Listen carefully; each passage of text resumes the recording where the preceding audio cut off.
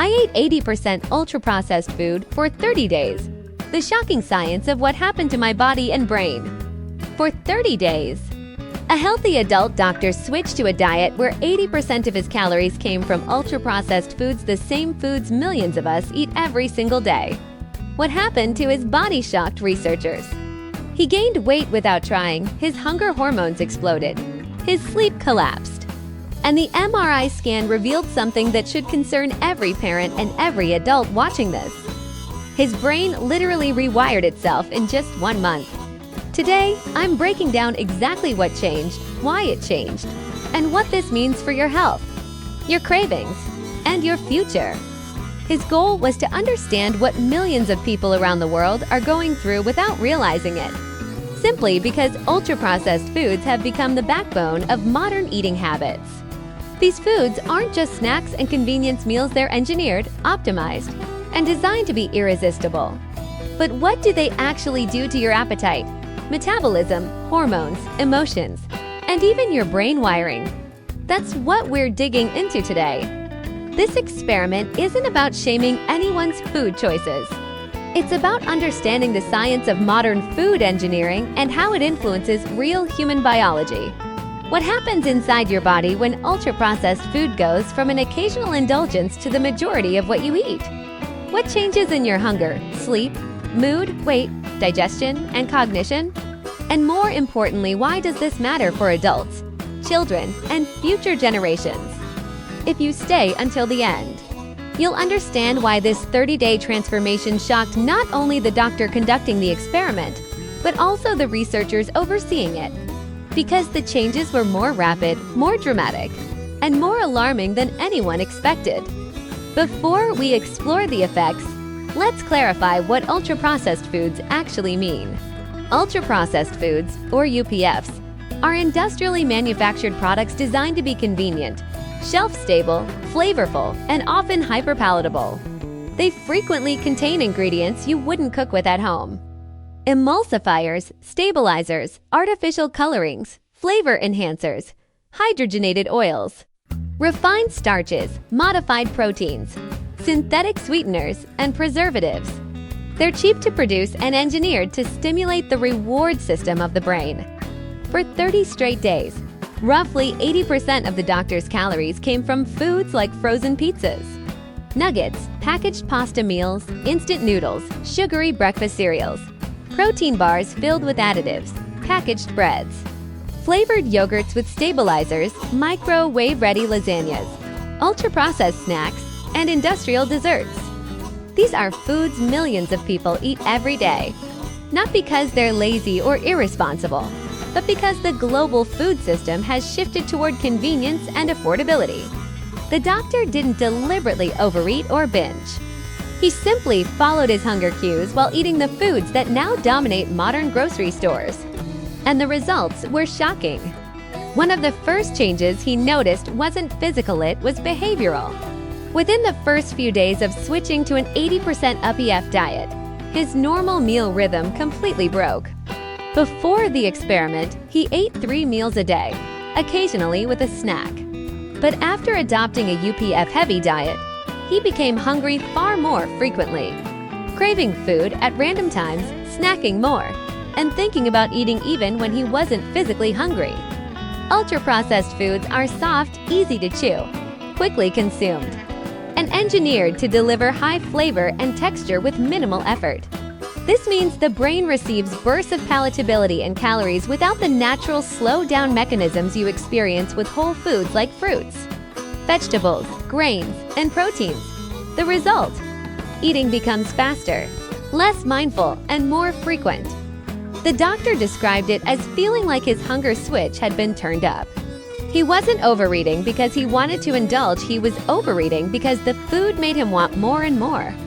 By the end of the 30-day experiment, the doctor gained approximately 6.5 kilograms, 14 pounds.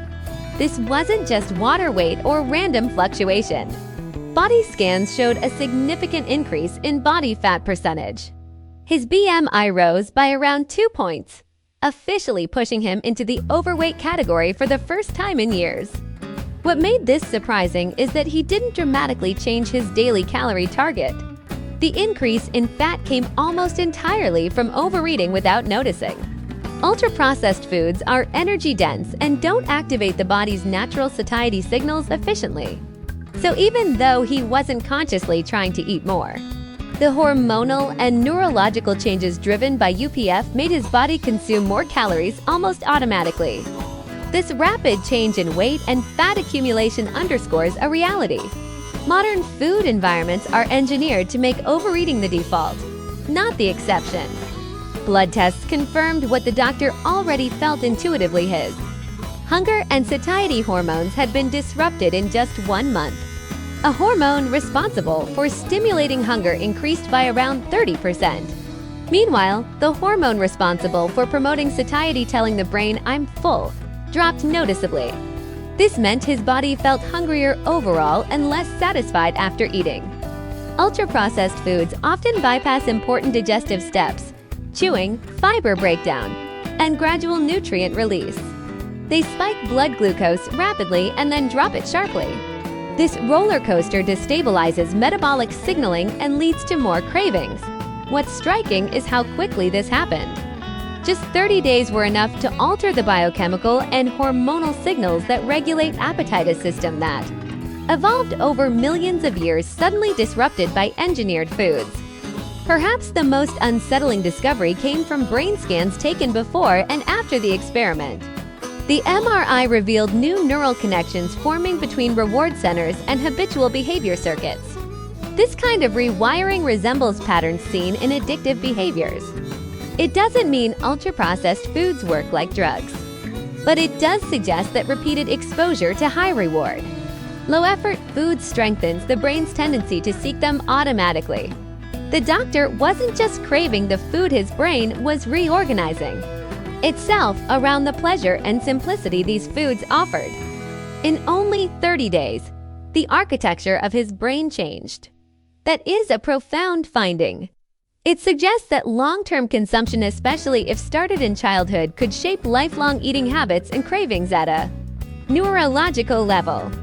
Beyond weight gain and brain changes, the doctor experienced a cascade of side effects. Poor sleep, frequent nighttime waking, restlessness, and difficulty falling asleep. Heartburn, likely due to additives, acidity, and fats common in UPFs. Constipation. Going 48 hours without a bowel movement became normal. Fatigue. Energy levels dipped sharply. Slower recovery after minor physical activity. He felt unusually worn out.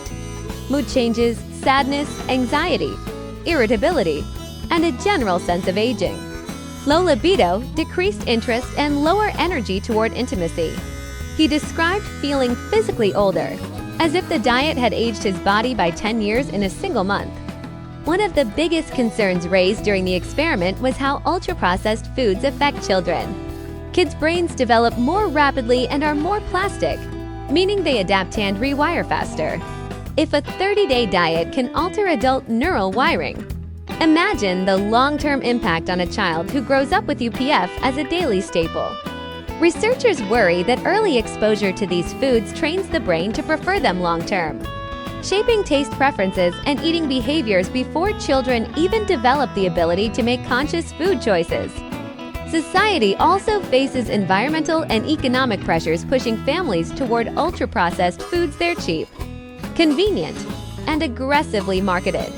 Many communities lack access to fresh produce or affordable whole foods, making UPF the default source of calories. This experiment reveals the invisible cost of that reality.